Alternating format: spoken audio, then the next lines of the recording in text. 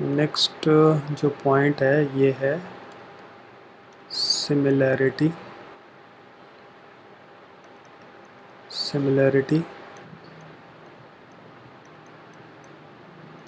Criteria. तो इसमें क्या है, दो ट्राइंगल है। सबसे पहले ये है एक ट्राइंगल ए बी सी और एक ट्राइंगल ये है पी क्यू आर। तो सबसे पहले एंगल एंगल एंगल, यानी तीनों एंगल इक्वल है। यानी अगर मैं कह रहा हूँ एंगल ए एंगल पी के इक्वल है, एंगल बी एंगल क्यू के इक्वल है और एंगल सी एंगल आर के इक्वल है, तो इसको हम बोलेंगे एंगल एंगल एंगल। तो लिखने का जो तरीका होगा ऐसे लिखेंगे A B C similar to triangle P Q R. मतलब ए के साथ पी आएगा, बी के साथ क्यू आएगा और सी के साथ आर आएगा। ठीक है, ये तरीका रहेगा। अब एंगल एंगल एंगल बोलें या फिर एंगल एंगल बोलें तो ये भी चलेगा कि कोई भी दो एंगल अगर मेरे इक्वल हैं, जैसे ये और ये इक्वल हैं, तो भी सिमिलर हो जाएंगे।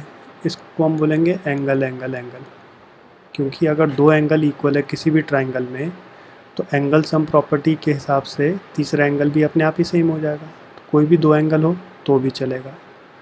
तो मैं ऐसे बोलूँगा A B C is similar to P Q R by angle angle, यानी एंगल ए पी के इक्वल है, बी क्यू के इक्वल है और तीसरा थर्ड एंगल के इक्वल है।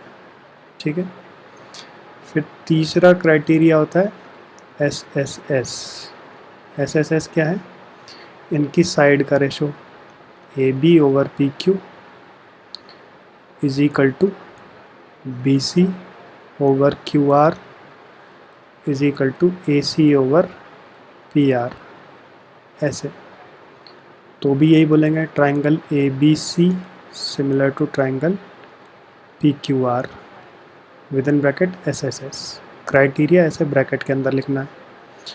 तो कैसे बोला हमने, पहली दो साइड ए बी, पहली दो साइड पी क्यू, फिर सी, तीसरा ये एंगल और ये, तो triangle P Q A B C similar हो गया पी क्यू आर के साथ। तो यहाँ से भी आप देखो A B over P Q is equal to क्या आ रहा है, B C over Q R, ये बन रहा है हमारा।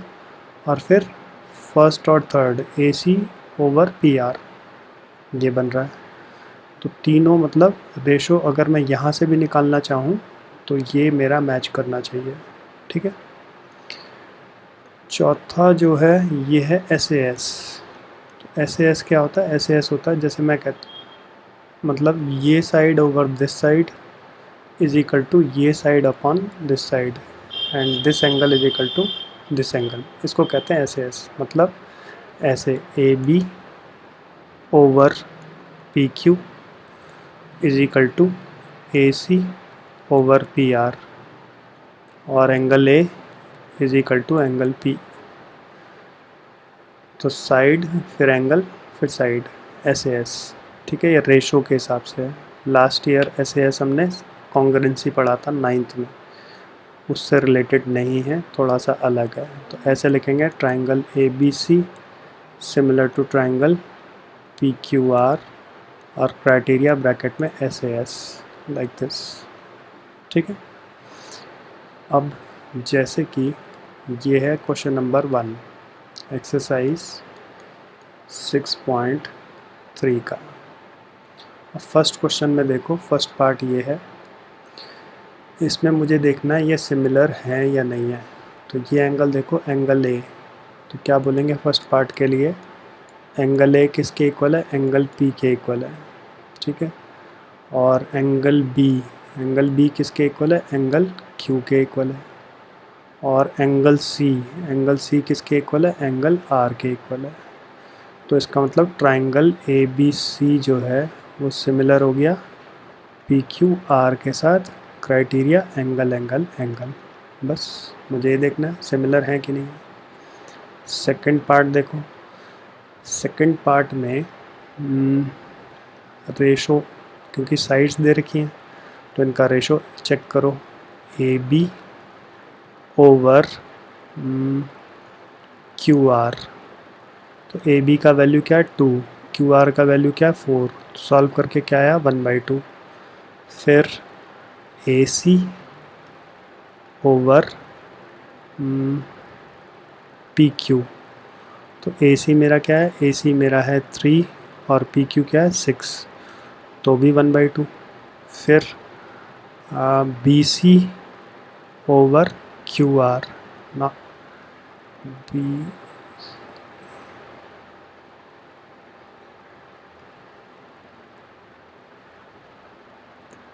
Over P R. तो बी सी मेरा क्या है, बी सी है 2.5 और पी आर है 5, तो इसको भी सिंप्लीफाई करेंगे तो 1/2। तो यहाँ से मेरा क्या आ रहा है, A B over Q R is equal to A C over P Q is equal to B C over P R. तो क्या बोलूँगा, triangle A B C is similar to, तो ए बी के साथ क्या है क्यू आर, तो Q R और थर्ड एंगल पी। तो आप चेक करो, A B over Q R ये सेटिस्फाई हो रहा है, और A C over P Q ये सेटिस्फाई हो रहा है, और last B C over P R ये सेटिस्फाई हो रहा है। तो ये लिखने का तरीका रहेगा आपका, ठीक है। कैसे लिखा था, ए बी और तीसरा एंगल, और यहाँ पर क्यू आर और तीसरा एंगल पी, बस। तो ये भी सिमिलर हो गए बाई एस एस एस। अब ले लो थर्ड पार्ट। तो थर्ड पार्ट में यहाँ पर 2.7 है और ये 2 है, 2/4 ये तो 1/2 आएगा, 3/6 ये 1/2 आएगा, लेकिन 2.7/5 1/2 नहीं आएगा। तो हम ऐसे बोलेंगे L M over E F is not equal to L P over D F, और ये तो इक्वल है किसके, पी एम ओवर डी के। इसलिए triangle L M P is not similar to triangle E F D, ठीक है। अब फोर्थ पार्ट देखो, फोर्थ पार्ट में ये है 2.5 और ये है 5। तो यहाँ पर एक्चुअली ये 6 ना हो के 5 होना चाहिए। अगर 5 हो जाएगा, अगर 6 रहेगा तब तो सिमिलर नहीं है, हम 5 मान के चलते हैं। तो क्या बनेगा, ऐसे बनेगा देखो, M N over P Q equal है M L over Q R के। इनका रेशो क्या आ रहा है 1/2, क्योंकि 2.5/5 और 5/10 सॉल्व करेंगे तो 1/2 आएगा। और दोनों के बीच में ये एंगल है, एंगल एम और एंगल क्यू। तो फिर क्या हो गया, angle M is equal to angle Q. ये दोनों मुझे कितना दिया हुआ है 70 डिग्री, ठीक है। तो इसलिए triangle M N L is similar to triangle P Q R by S A S, ठीक है। अब इसमें आप ये देखो, ये साइड दे रखी है, ये साइड दे रखी है, लेकिन इनके बीच का ये एंगल नहीं दिया, एंगल ये वाला दिया। तो इसमें तो सिमिलरिटी लग ही नहीं सकता, तो स्ट्रेट अवे मैं कह सकता हूँ कि नॉट सिमिलर, ठीक है। क्यों, क्योंकि एंगल यहाँ पर होता तो सिमिलर हो जाता, ऐसे ऐसे। अब इसमें देखो, इसमें 2 एंगल दे रखे हैं, तो सारे एंगल का सम 180 होता है, तो इनका सम आ गया 150। तो 180 में से 150 माइनस करेंगे तो ये एंगल मेरा 30 डिग्री निकल के आएगा, ठीक है। और इसमें इन दोनों का सम हो गया 110, तो ये एंगल मेरा कितना 70 निकल के आएगा। तो यानी मैं बोल सकता हूँ कि एंगल डी किसके इक्वल है, एंगल पी के, और एंगल ई मेरा किसके इक्वल है, एंगल क्यू के, और एंगल एफ मेरा किसके इक्वल है, एंगल आर के। तो triangle D E F similar हो गया ट्राइंगल पी क्यू आर के बाय एंगल एंगल और एंगल। बस ख़त्म हो गए सारे पार्ट। ऐसे होगा, मान लीजिए आपको कह रहा है, ये आपका नोट हो गया। मान लीजिए मैंने कहा कि ए बी सी सिमिलर है पी क्यू आर के साथ, तो यहाँ से क्या क्या रिजल्ट निकलेगा। एक, मैं कह सकता हूँ angle A will be equal to angle P. अगर सिमिलर है तो उनके रिस्पेक्टिव एंगल्स, रिस्पेक्टिव मतलब ये वाला इसके इक्वल, ये वाला इसके इक्वल, और ये वाला एंगल इसके इक्वल। तो angle B will be equal to angle Q और angle C will be equal to angle R, अगर सिमिलर हैं तो।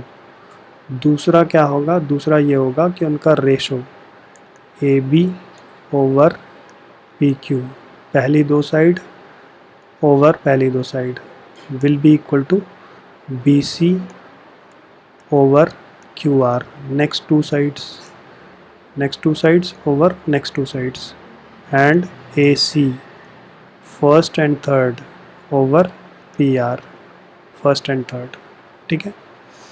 तो सिमिलर हो जाएगा, अगर सिमिलर है तो ये मेरा कंक्लूजन आएगा। अब इस क्वेश्चन में आप ये देखो कि हमें क्या दिया है, हमें दे रखा है ये दोनों सिमिलर हैं, ठीक है। सिमिलर हैं इसका मतलब ये हुआ कि एंगल सी ओ डी